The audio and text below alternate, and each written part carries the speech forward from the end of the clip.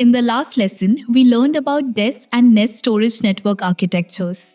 In this class, we will continue to study the content of the last two chapters, SEN and distributed. SEN refers to storage area network. SEN is a network-centric storage structure different from the ordinary Ethernet. SEN is a high-performance dedicated network located at the back end of the server, established for connecting servers, disk arrays, and other storage devices. In the SEN network, it includes various elements such as adapters, disk arrays, switches, and so on. Therefore, SEN is a system, not an independent device. The protocols used in SEN network are FC and ISCSI. The SEN architectures using these two protocols are IP-SEN and FC-SEN. IP-SEN, based on the different connection methods between the host and storage, has three types of adapters, which is what we are going to introduce in the following 3 pages. First, let's look at the first type, the network card plus the driver software. Server and workstation host devices use standard network cards to connect to Ethernet switches. ISCSI storage is also connected to the Ethernet switch or directly to the host's network card. Install the driver software on the host. In this way, the Ethernet card is virtualized as an ISCSI card, used to receive and send ISCSI packets, thus achieving the transmission function of SCSI protocol and TCP/IP protocol between the host and ISCSI device. Due to the use of ordinary standard Ethernet cards and Ethernet switches, so it doesn't need an extra configuration adapter. Therefore, in this way, its hardware cost is the lowest. However, this method also has a problem. It is when converting ISCSI and TCP/IP data packets, it needs to occupy the resources of the host. Adding an overhead to the host operation, it has reduced the performance of the system. However, for the application environment with relatively low I/O or bandwidth performance requirements, this method can basically meet the requirements for data access. The second type is the TOE network card plus boot software. The TOE here refers to the TCP offload engine. The function of the ISCSI protocol is still completed by the host CPU. The host uses a TOE network card to handle the TCP/IP protocol. It is completed by the network card given to TOE. Thus, it can reduce the burden on the host CPU. At the same time, using this TOE network card can greatly improve the efficiency of data transmission. The third type of adapter is the ISCSI HBA card. Install the ISCSI HBA adapter card on the host. It can be implemented between the host and the switch, and efficient data conversion between the host and the storage device. The function of ISCSI protocol layer and TCP/IP protocol stack, it is all done by the host bus adapter HBA. The consumption of CPU resources on the host is relatively small. This method provides the best performance for data transmission, but the cost of system construction is also the highest. Regarding the logical port, it is established by the user based on the bound port, VLAN port, or Ethernet port. It is a virtual port used to carry host business. The relationship between logical ports and these ports, it can be intuitively represented through these two charts for comparison. Label 1 indicates multiple Ethernet ports can be bound together to form a binding port. Mark 2 indicates you can add an Ethernet port to multiple VLANs. Label 3 indicates add a bound port to multiple VLANs. Label 4 indicates a bound port can create multiple logical ports. Number 5 indicates one port of a VLAN can create multiple logical ports. Label 6 indicates multiple logical ports can be created from a single Ethernet port. Each logical port is assigned a unique IP address to carry the corresponding business. VLAN refers to Virtual Local Area Network. It is a communication technology that logically divides a physical LAN into multiple broadcast domains. Then in storage, Ethernet ports or bound ports in the system can be added to multiple independent VLANs. Then configure different businesses in different VLANs. It can ensure the safety and reliability of business data. IP drift. It refers to the logical IP address drifting from the faulty port to the available port. Quickly switch the original service in the faulty port to other available ports. When the faulty port resumes operation, then it can take over the previous business again. We also call this process back cutting. There are two ways to cut back. One is manual switching, another one can switch automatically. From this, it can also be seen that the main function of IP drift is imperceptible to users. Ensure the non-interruption of business. This improves the reliability of accessing the file system path. Furthermore, the port for IP drifting can be an Ethernet port, a bound port, or a VLAN port. In the following section, we will introduce the IP drift of these three types of ports separately. First is the IP drift based on Ethernet port. When the Ethernet port corresponding to the logical port fails, first, the system will search for other available Ethernet ports of the same type. Next, the system will delete the logical ports on the faulty Ethernet port. Then the system creates logical ports with the same IP on available ports to carry the business. As shown in this picture, the host service is running on the logical port A corresponding to the Ethernet port A. The corresponding IP address is A. An Ethernet port A failure has occurred, unable to provide service to the host. If the IP function is enabled, IP drift function, then the storage system will automatically search for available Ethernet port B. Also delete the configuration related to logical port A.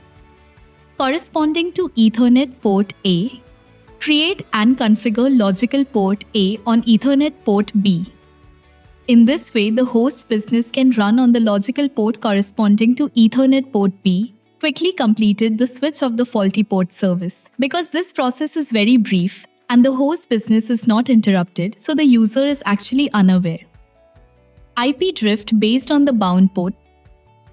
When the corresponding Ethernet port of the logical port fails, if Ethernet ports A and B are bound together, when there is a fault in one of the Ethernet ports of the bound port A, the business operation port continues to exchange data on this bound port.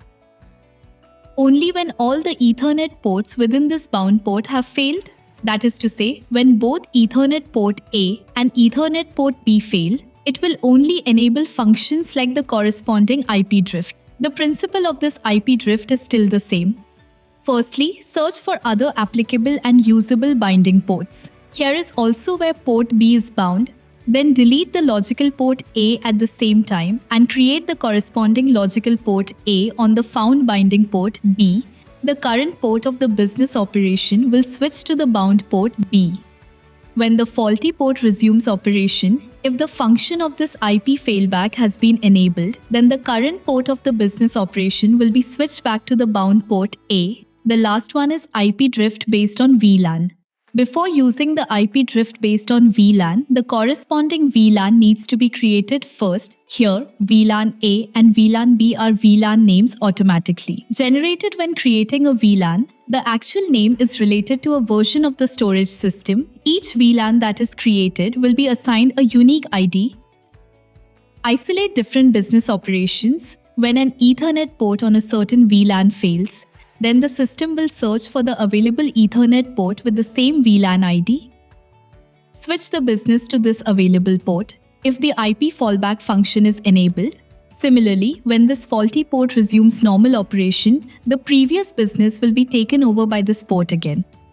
IP drift is not only applicable in IPsend networks, also applicable in NAS networks.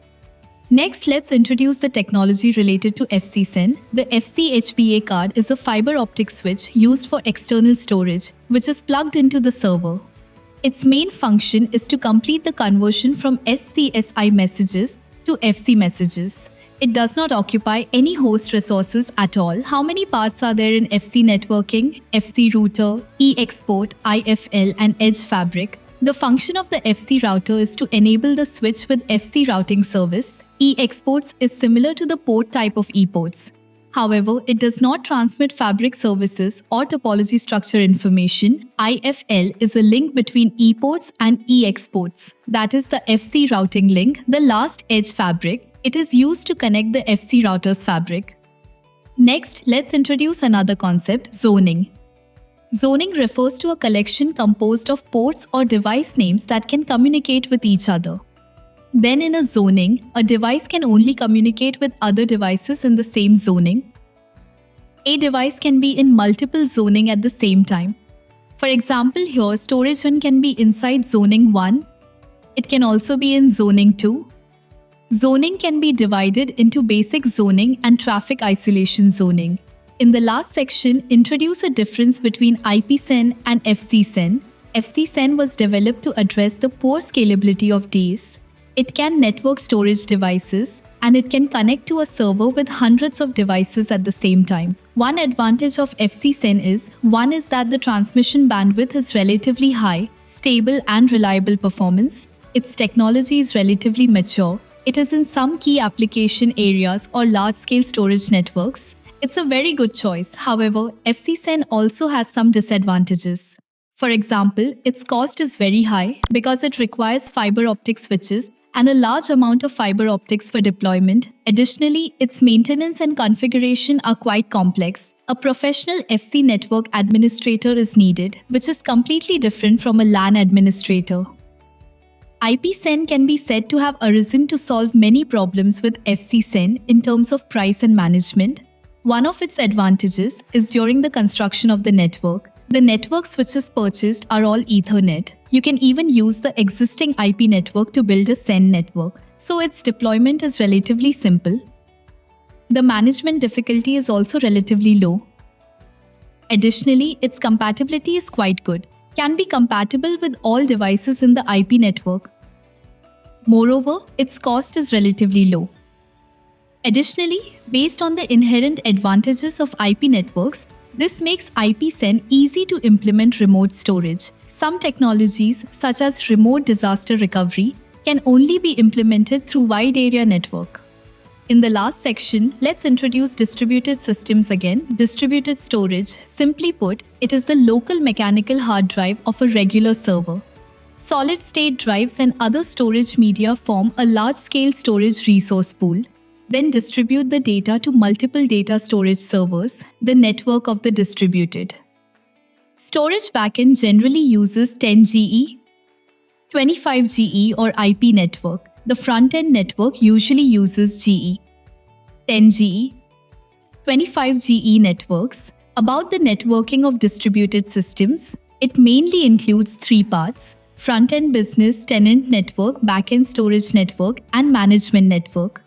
Front-end business tenant network. It is used for distributed storage and user network docking. Provide tenant users with a tenant UI to complete an application for corresponding resources.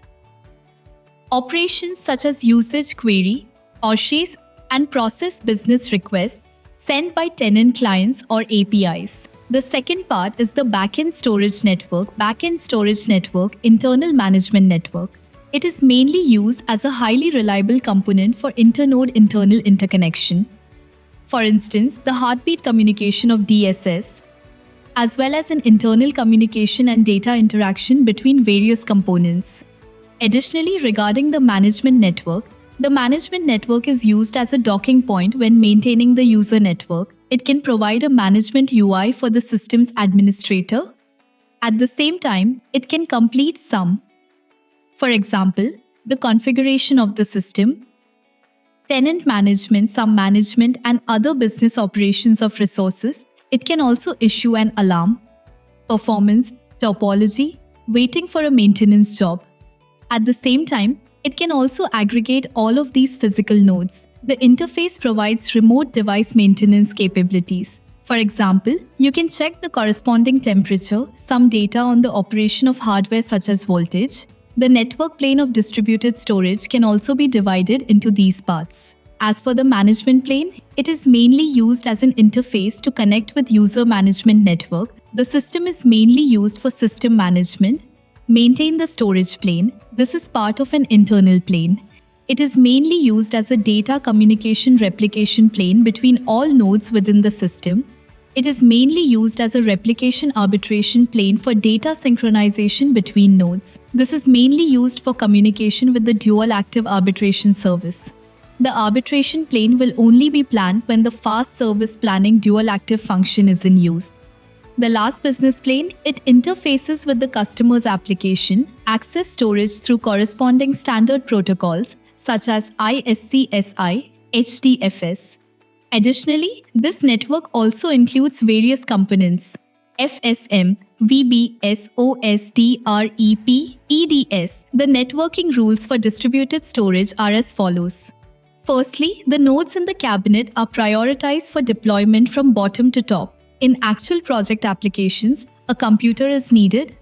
Need storage nodes in the computer cabinet, total power consumption and total weight of the KVM switch, and determine the number of nodes that a cabinet can accommodate based on the conditions of the customer's computer room. Then design a deployment plan suitable for the actual situation of a specific project. In a typical configuration, the nodes inside the basic cabinet are connected to the switch in this cabinet via Ethernet cable or SFP cable. The nodes inside the expansion cabinet need to be connected to the switch in the base cabinet through Ethernet or fiber optic cables. That's all for this lesson. In this section, we mainly learned about the concepts of SEN and distributed storage, commonly used protocols, and their working principles. Additionally, in this chapter, we also learned about the related concepts of DAIS and NAIS, common protocols, and their working principles. That's all for this lesson. Thank you for studying. See you in the next lesson.